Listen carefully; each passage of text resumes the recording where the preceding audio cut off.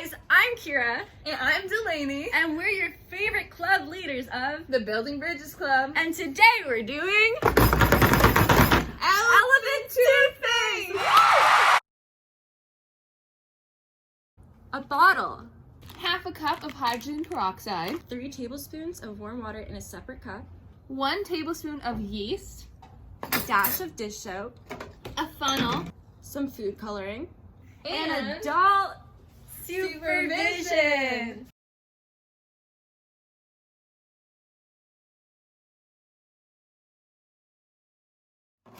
So for your experiment, the first thing you're going to do is take your bottle and your hydrogen peroxide.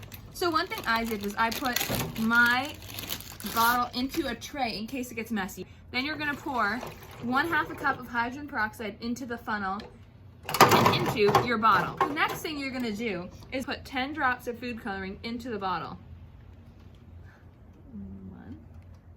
Now that you put your 10 drops of food coloring in, we're going to put a tiny squeeze of dish soap, about 1 teaspoon. Make sure it's all mixed together. For the second part of our experiment, you're going to take your 3 tablespoons of warm water. What you want to do is take 1 tablespoon of yeast and add it to your warm water, stirring until it dissolves completely. So my yeast in water is dissolved. So next, take my funnel, put it into the bottle, pour your warm yeast mixture into the bottle, and watch the experiment happen.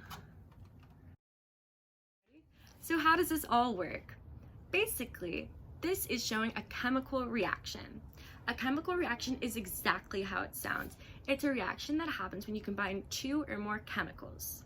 In our experiment, hydrogen peroxide and yeast combine to create the chemical reaction. Hydrogen peroxide is made of hydrogen and oxygen atoms that are combined.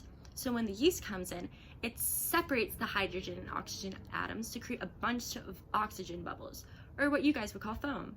In chemistry, we call yeast a catalyst. This might sound like a big fancy word, but basically it just means that it makes the reaction go really, really fast.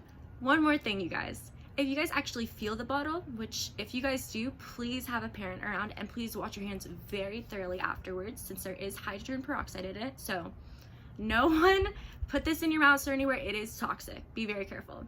So if you guys end up touching the bottle, you will tell that the bottle is actually a lot warmer than when the whole reaction started. This is because chemical reactions need a lot of energy. It releases the energy through light or heat. So then, in our case, it would be heat. This has also a big fancy word, which is exothermic reaction. See, science isn't that hard after all, right? If you guys like that, make sure that you like and subscribe.